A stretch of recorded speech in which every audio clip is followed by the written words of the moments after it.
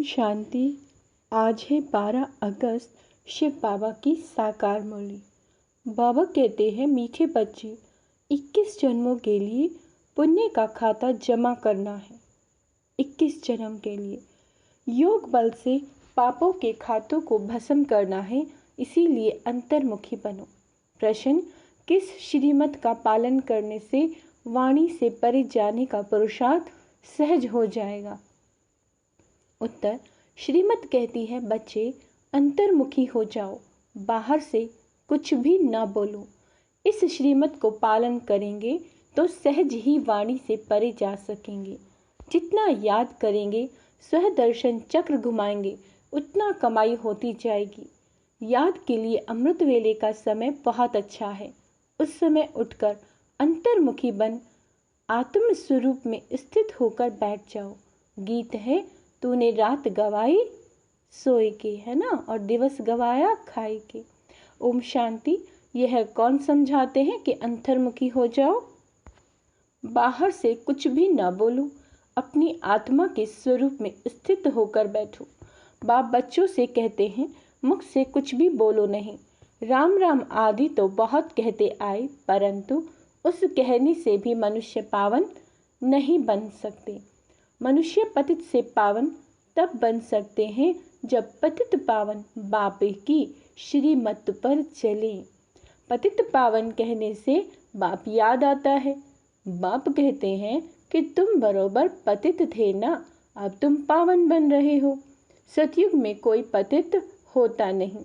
5000 वर्ष पहले जब भारत पावन था तो एक ही धर्म था। बाप तो सुख की ही सृष्टि रचेंगे ना। भारत सुख धाम था।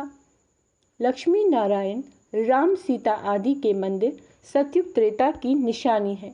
सतयुग में बरोबर लक्ष्मी नारायण की डिनाइस्टी थी। यही भारत था जिसमें सूर्यवंशी चंद्रवंशी का राज्य चलता था, जो अब फिर से स्थापन हो रहा है। इसको कहा जाता है वर्ल्ड की हिस्ट्री ज्योग्राफी। यह मनुष्य ही, बाबा कहते हैं, यह मनुष्य ही तो जानेंगे। मनुष्य नहीं जानते तो जानवर से भी बदतर कहा जाता है। बाप को जानने के लिए कितने धक्के खाते हैं, परंतु जान नहीं सकते। तुम बाप के बच्चे बने हो तो बाप अपना परिचय देते हैं। पहले परिचय नहीं था तो इसका परिणाम क्या हुआ? आर्फन, नास्तिक, निर्धन के बन जाते हैं। अभी तुम बाप के बने हो, बाप से वर्षा ले रहे हो। बड़ा भारी वर्षा है। 21 जन्म स्वर्ग की राजधानी मिलती है। कोई कम बात है क्या? लक्ष्मी नारायण को 5000 वर्ष हुआ राज्य करते। फिर से हिस्ट्री रिपीट होती है। बाप समझाते हैं, मेरी श्रीमत पर चलो, अंतर्मुखी बनो, बाहर मुखी मत बनो। अब इस समय है घोर अंधियारा, इनको कहा जाता है रात। अभी सवेरा आ रहा है। कलयुग अंत को घोर अंधियारा, सतयुग आदि को घोर सोजरा कहा जाता है। बाप कहते हैं, मैं आता ही हूँ संगम पर, जबकि सभी मनुष्य पतित हैं। अभी तुम बच्चों को सदा सुख का वर्षा देने आया हूँ। विनाश सामने खड़ा है। क्या कह रहे हैं बाबा? विनाश सामने खड़ा है, बहुत गई थोड़ी रही, थोड़ी की भी थोड़ी रही। इसीलिए अब जल्दी जल्दी पुरुषार्थ कर बेहद के बाप से वर्षा लो, जैसे सब ले रहे हैं। सब पुरुषार्थी हैं। अब सबको स्वीट होम वाणी से परे जाना है। वह है हम आत्माओं का घर, निर्वाण धाम। धाम में कोई एक नहीं रहते। जितनी भी जीव आत्माएं हैं वे सभी शरीर छोड़ जाएंगे अपने घर बाबा के पास। वह है निराकारी झाड़। जैसे चित्र में भी झाड़ दिखाया जाता है, वह है हम आत्माओं का घर, शांति धाम। फिर हम आएंगे सुख धाम। अभी 84 जन्मों का चक्र पूरा होता है। कलयुग के बाद सतयुग जरूर आएगा। द्वापर के बाद कलयुग जरूर आएगा। बाप कहते हैं, मैं कल्प कल्प कल्प के संगम युगे आता हूँ, पुरानी दुनिया का विनाश कराता हूँ। जब तक नई दुनिया स्थापन हो जाए तब तक इस पुरानी दुनिया में रहना पड़े।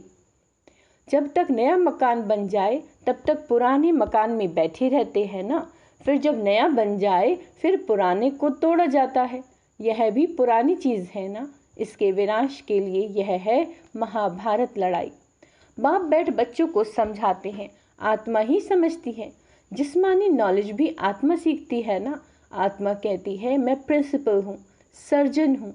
आत्मा की नॉलेज न होने के कारण देही अभिमानी हो जाते हैं। आत्मा ही संस्कार ले जाती है। तुम बच्चे समझते हो, शिव बाबा हम आत्माओं को समझा रहे हैं। हम आत्मा ये पुराना शरीर छोड़ फिर नया जाकर लेंगी। अभी हम श्याम हैं, फिर सुंदर बनेंगे। सुंदर से श्याम बनते हैं, 84 जन्म लग जाते हैं। फिर बाबा काम चिता से उतार ज्ञान चिता पर बैठाए गोल्डन एज का मालिक बना देते हैं। बेहद का बाप जरूर बेहद का वर्षा देंगे ना। बाप तो उचित उच्च है। कहते हैं बच्चों के लिए बैकुंठ की सौगात लाए हैं। हथेली पर बहिष्यत लाया हूँ। सेकंड में तुम साक्षात्कार कर लेते हो। कितने ढेर ब्रह्मा कुमार कुमारियां हैं। जरूर ब्रह्मा के बच्चे हैं और शिव बाबा के पोतरे। तुम कहते हो हम शिव बाबा से वर्षा लेते हैं। वही सर्व का सदगति दाता है। राजयोग सिखलाते हैं। निराकार कैसे सिखलाए, इसीलिए ऑर्गन्स द्वारा पढ़ाते हैं। सृष्टि चक्र की नॉलेज देते हैं। जिसको परम आत्मा सुप्रीम सोल कहते हैं, उसकी ही सारी महिमा है। ज्ञान का सागर पतित पावन वह है, तो जरूर आना पड़े। तुमको भी मास्टर सुप्रीम अथवा पावन बनाते हैं। वह है बेहद का बाप, जिसको सभी भक्त बुलाते हैं। सभी भक्तों का बाप वह भगवान परम पिता परमात्मा है। अगर उनको सर्वव्यापी कह देते हैं तो फिर वर्षा कैसे मिलेगा। मनुष्य को भगवान नहीं कह सकते। श्री कृष्ण को भी दैवी गुणधारी मनुष्य कहा जाता है। वह है फर्स्ट प्रिंस। सभी उनको झूले में झुलाते हैं। शिव बाबा को कभी झुलाते नहीं होंगे, क्योंकि वह कभी बच्चा बनता ही नहीं। यह तो साक्षात्कार कराते हैं समझाने के लिए। हम तुम्हारा बच्चा हूँ, तुम हमको अपना वारिस बनाए। बलिहार जाएंगे तो मैं भी बलिहार जाऊंगा। बलिहार जाते हो तो जैसे मैं तुम्हारा बालक हो गया। मनुष्यों में कितनी अंधश्रद्धा है। जहाँ तहाँ माथा टेकते रहते हैं। इसको कहा जाता है गुड़ियों की पूजा। नवरात्रि में बहुत गुड़िया बनाएंगे। उनके ऑक्यूपेशन का किसी को पता ही नहीं। 5-6 भुजा वाली देवी थोड़ी ही होती है और फिर तलवार आदि दे देते हैं। बाबा कहते हैं देवताएं हिंसक थोड़े ही होते हैं। शास्त्रवादियों ने उन्हें भी हिंसक बना दिया। नेपाल में भी काली को पूजते हैं। फिर ऐसे हैं थोड़े ही। मम्मा ऐसी काली जीभ वाली थोड़ी ही है। मनुष्य तो मनुष्य ही होता है। ब्रह्मा विष्णु शंकर सूक्ष्म वतनवासी हैं, बस और कोई चीज ही नहीं। फिर 8-10 भुजा वाले कहाँ से आए। यह सब भक्ति मार्ग के अलंकार बनाते हैं। पैसे कमाने के लिए कुछ तो चाहिए ना। फिर किस्म किस्म के चित्र बना देते हैं। वहाँ ही देखो सुंदर श्री कृष्ण का मंदिर, वहाँ ही सांवरे श्री कृष्ण का मंदिर है।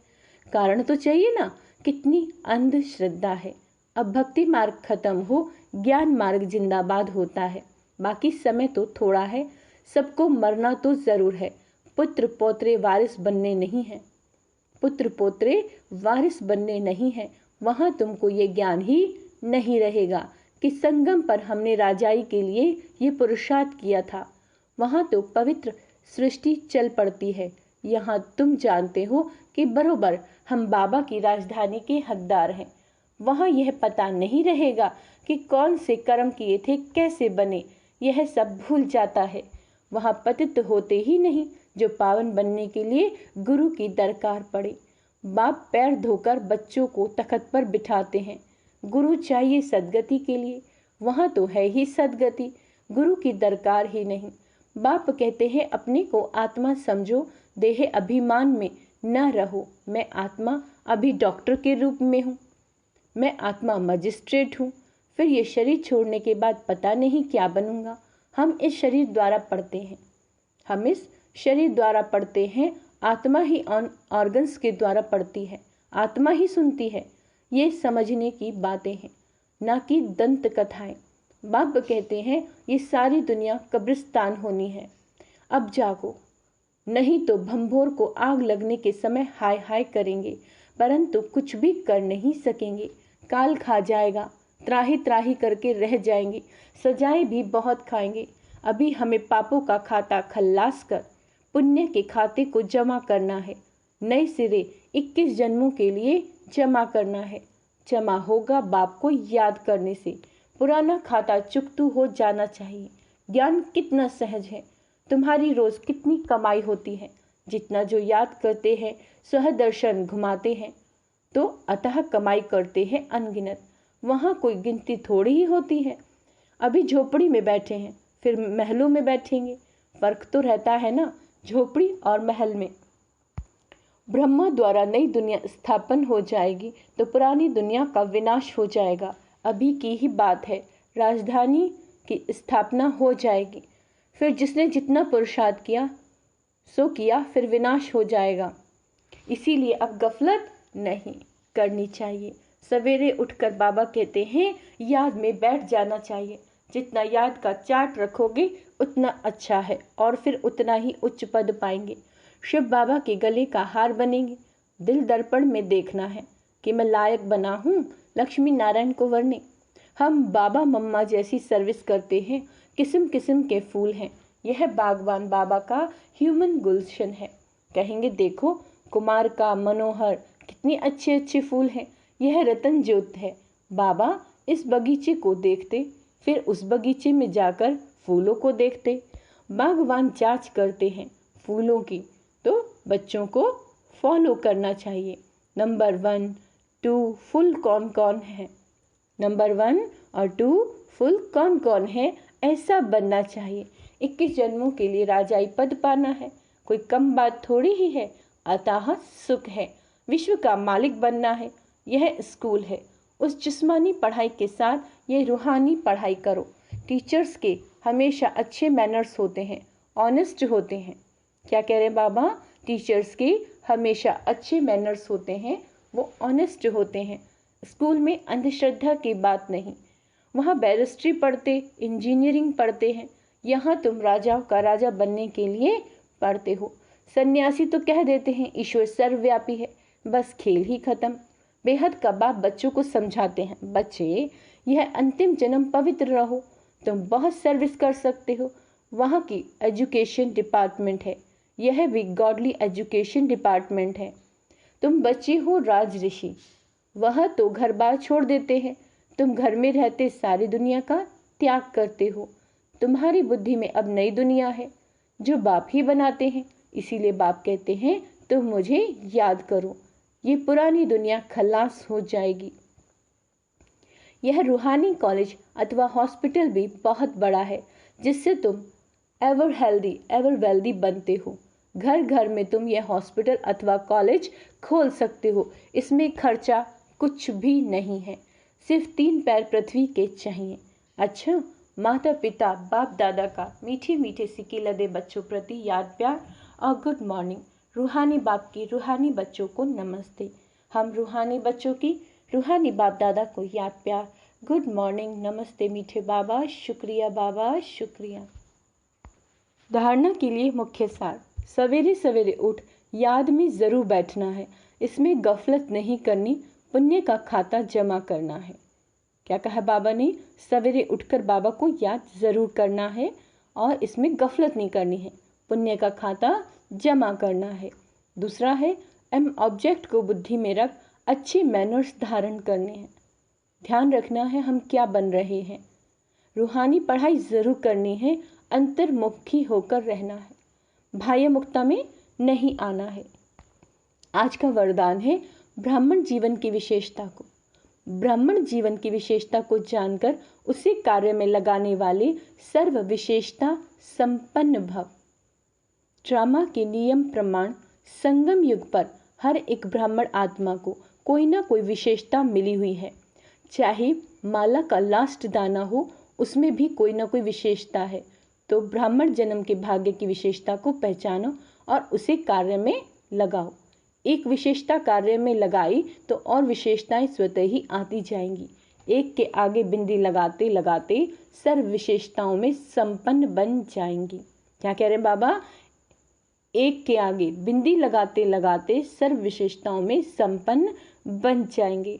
स्लोगन है मन मनाभव के मंत्र की सदा स्मृति रहे तो मन का भटकना बंद हो जाएगा। अच्छा, ओम शांति। आज का समान अभ्यास है, मैं श्रेष्ठ आत्मा हूँ, मैं अंतर्मुखी आत्मा हूँ, मैं दैवी गुणधारी आत्मा हूँ, मैं बाबा का सपूत बच्चा हूँ। अच्छा, ओम शांति।